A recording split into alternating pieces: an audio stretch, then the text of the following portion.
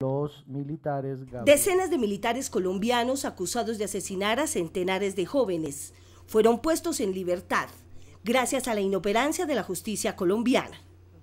Los militares habían presentado los cadáveres de las víctimas como guerrilleros muertos en combate. El escándalo se conoce como los falsos positivos. Encontramos que sí procede la libertad para Obdulio Alberto Medina Joiro, Lorenzo Aguas Robles. Este fallo proferido por un juez penal desconcertó al país y dejó al descubierto la incapacidad del sistema judicial colombiano para juzgar y castigar a los responsables de crímenes atroces y de lesa humanidad.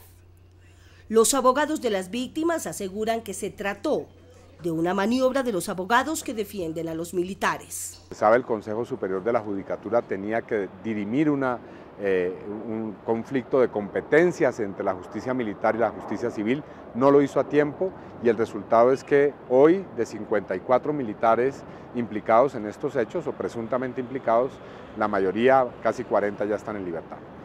La Fiscalía General de Colombia tiene documentados desde 1985 hasta el año 2009 el asesinato de 1.708 personas, entre ellas 110 mujeres y 53 menores de edad, a quienes el ejército reportó como insurgentes muertos en combate, cuando ninguno de ellos tenía vínculos posibles con los grupos rebeldes. Los falsos positivos dejaron al descubierto una práctica macabra y sistemática utilizada por el ejército colombiano, con el fin de mostrar resultados exitosos en la lucha contra la guerrilla.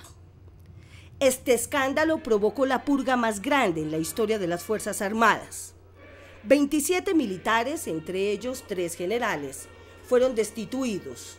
Varios de los soldados que participaron en los hechos confesaron ante los fiscales que llegaron a pagar hasta $400 por víctima.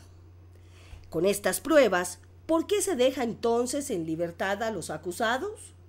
En el sistema penal colombiano la libertad es la norma y la detención es una excepción. En este caso han transcurrido más de 90 días sin que se haya iniciado el juicio y en consecuencia se considera que el Estado no puede mantener privadas de la libertad a las personas y operó la libertad que fue ordenada por los jueces de garantías. Este mismo argumento jurídico ha servido para que otros presos vinculados con procesos por paramilitarismo, secuestro y rebelión sean excarcelados. Muchos de ellos, después de estar en libertad, se han dado a la fuga y han regresado a los campamentos guerrilleros en la selva, quedando en la total impunidad sus crímenes. Al dolor de las madres de las víctimas, se le suma la angustia de saber que los presuntos asesinos se encuentran en libertad. El hijo mayor de Luz Edilia Valencia apareció muerto en una localidad del norte de Colombia. Yo por lo menos dije desde el principio que así me muera, así me maten, pero yo lo de mi hijo no lo voy a dejar callado, porque es que es una cosa muy injusta, doña. ¿Cómo es que se lo llevan con una mentira tan grande para matarlo? ¿Por qué? Pero la desgracia de estas humildes mujeres no para ahí. Ahora desconocidos las han amenazado de muerte. Soplan vientos de muerte en Soacha. Quédense callados, no den tanto visaje, les estamos respirando en la nuca. Y a usted y a esas viejas lloronas, muerte a los sapos.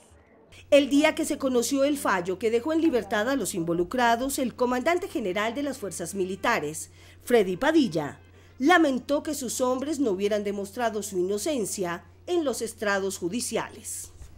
Que queremos es que se haga justicia, que presumimos la inocencia de nuestros hombres, pero que queremos que este juicio sea justo, sea rápido y le permita al mundo y a los colombianos saber si son inocentes o son responsables. La oficina en Colombia del Alto Comisionado de las Naciones Unidas para los Derechos Humanos ordenó una vigilancia especial para evitar que estos crímenes queden en la impunidad. Los abogados que defienden a las víctimas ya han alertado a la Corte Penal Internacional y a la Corte Interamericana de Justicia sobre la falta de garantía por parte del Estado colombiano para esclarecer esta masacre, que como casi todas en Colombia podría quedar en el olvido.